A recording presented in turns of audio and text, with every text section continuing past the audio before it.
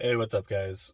So right now I'm in the very end of prep for a contest, dieting really hard, and the reason for this video is I think a lot of people when they're just trying to lose some fat and lose some weight often do these really extreme things like I'm doing now, and it's totally unnecessary. That kind of stuff is just the icing on the cake. But if you do get so involved in the nitty gritty, then I think it actually makes it so difficult that most people just throw in the towel. Where if they just didn't even bother with some of this stuff, and I'll explain what I mean, then it would just be easier to stay focused and um, much more feasible. So there's some kind of tiers to the fat loss. And first and foremost, it's just got to be a calorie deficit.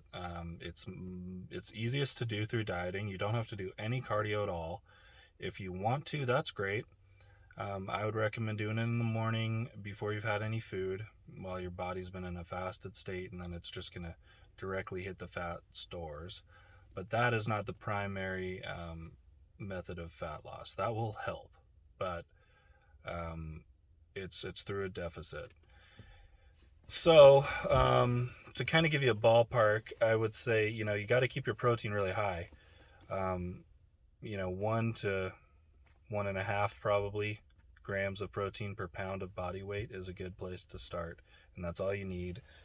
You'll keep what you've got to at that level, and then I would suggest kind of dropping the carbs down, and especially if it's not for a very long period of time, drop the carbs and the fats down.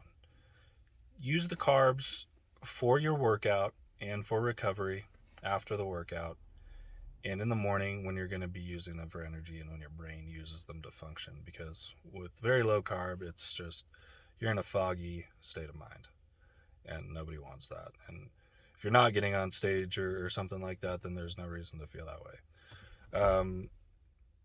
And so I would drop the carbs down. I'd keep the fats lower, and then as you're tapering off the carbs throughout the day, you can substitute in some veggies and some healthy fat, and always have protein every meal, I say. Um, and then I mean you don't have to be working out at all to be losing fat. It can all be done through diet.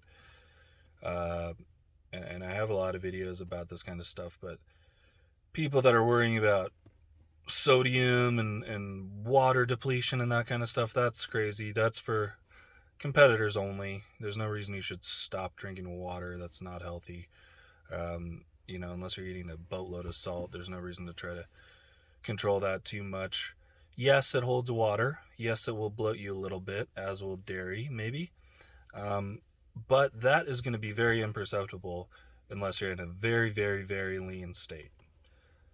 Like you belong on a magazine cover, or maybe you're getting on stage. Otherwise,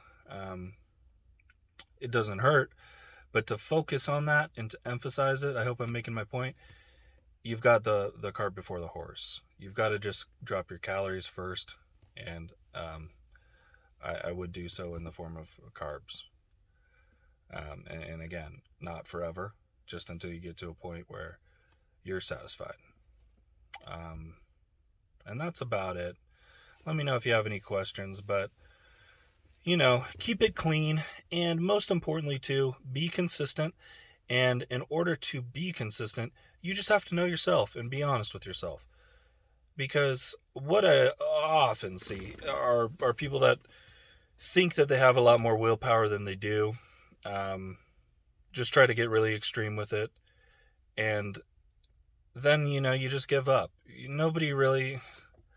I can do this, but I wouldn't want to be doing it forever, and most people can't stand it to just be eating dry cod and chicken and quinoa and sweet potatoes and nothing on it. I mean, it gets disgusting.